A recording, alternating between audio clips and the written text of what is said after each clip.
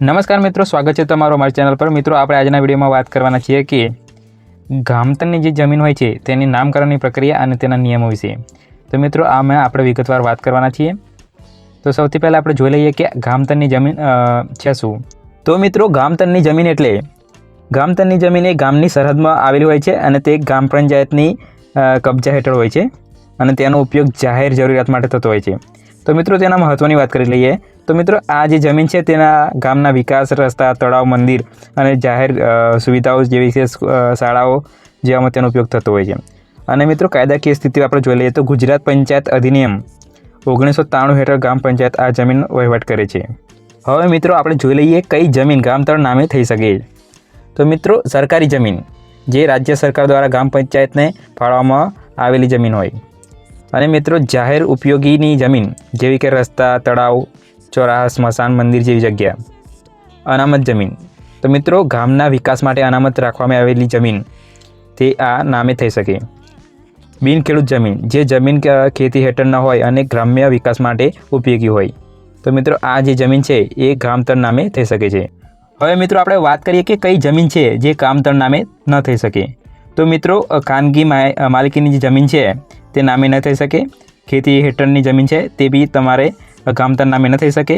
અને વન વિભાગની જમીન છે અને કોર્ટ કેસ હેઠળ જે જમીન ચાલતી હોય એ તમારા ગામતળના જે નામે થઈ શકતી નથી। તો મિત્રો, તમારે ખાસ આ વાતનું ધ્યાન રાખવાનું છે। ત્યાર પછી તમારે જે ગામતળની જે પ્રોસેસ માટે છે આના સિવાયની જો જમીન હોય તો તમે આના માટે પ્રોસેસ કરી શકો છો। તો મિત્રો, તમારે આ વાતનું ખાસ ધ્યાન રાખવાનું છે। તો મિત્રો, જેથી કરીને તમને આગળ જઈને પ્રોબ્લેમ ન થાય। ત્યારબાદ મિત્રો, આપણે વાત કરી લઈએ મહત્ત્વપૂર્ણ મુદ્દાની કે નામકરણ માટે આવશ્યક દસ્તાવેજો। તો મિત્રો, તમારે નામકરણ માટે કયા કયા દસ્તાવેજોની જરૂર પડશે। તો મિત્રો, તમારે સૌથી પહેલાં 7/12નો જે ઉતારો મેળવી લેવાનો છે જે જમીનની તમામ વિગતો દર્શાવતો હોય છે। ત્યારબાદ મિત્રો, તમારે ગ્રામ પંચાયતનો જે ઠરાવ હોય છે તે મેળવી લેવાનો છે। મિત્રો, આ ઠરાવ છે ગ્રામ પંચાયતની બેઠક પસાર કરવામાં આવે ત્યારે તે દરમિયાન મેળવવાનો રહેતો હોય છે। ત્યારબાદ મિત્રો, તમારે નકશો, મેપ્સ એટલે કે સર્વે ઓફિસ દ્વારા પ્રમાણિત જમીનનો જે નકશો હોય છે તે તમારે હાર્ડ કોપી મેળવી લેવાનો હોય છે। ત્યારબાદ મિત્રો, તમારે જે આધાર કાર્ડ અને ઓળખપત્ર જેમ કે ચૂંટણી કાર્ડ છે અને અન્ય બીજા દસ્તાવેજોની જેમ જરૂર પડતી હોય તે મિત્રો આ મેળવી લેવાના હોય છે। અને મિત્રો, લાસ્ટમાં હોય છે જિલ્લા કલેક્ટરની મંજૂરી। તો મિત્રો, તમારે આમાં અંતિમ મંજૂરી લેવાની જરૂર પડતી હોય છે, જિલ્લા કલેક્ટરની જરૂર પડે છે।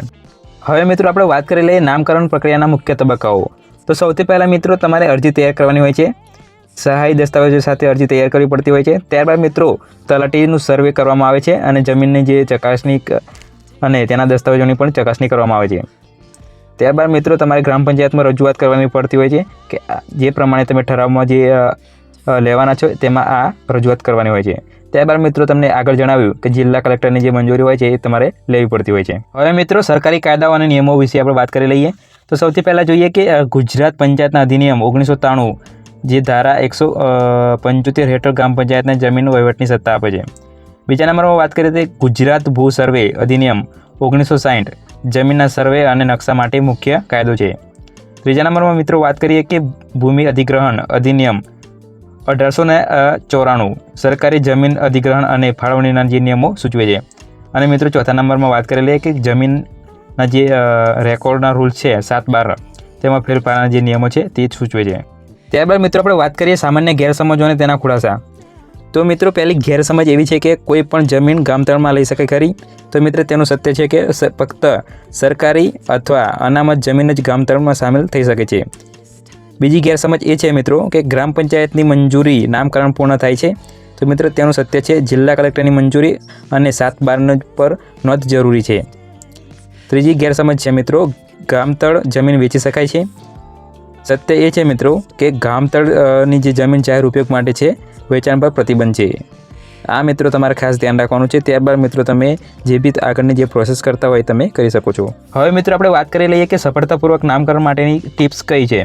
તો મિત્રો, સૌથી પહેલાં એ છે કે દસ્તાવેજ તૈયાર રાખવાનો હોય છે જેમ કે 7/12 નકશો, ઠરાવ બધા દસ્તાવેજો પહેલાં તૈયાર રાખવા પડતા હોય છે। ત્યારબાદ મિત્રો, ગ્રામસભાની જે ચર્ચા હોય છે તેમાં તમારે જમીન વિશે આ જે મુદ્દો હોય છે તે તમારે સમાવેશ કરવાનો હોય છે। ત્યારબાદ મિત્રો, અધિકારીઓ સાથે સંપર્ક કરવાનો, તલાટી, મામલતદાર અને કલેક્ટર ઓફિસ સાથે વાત કરી સતત સંપર્ક રાખવો જરૂરી છે।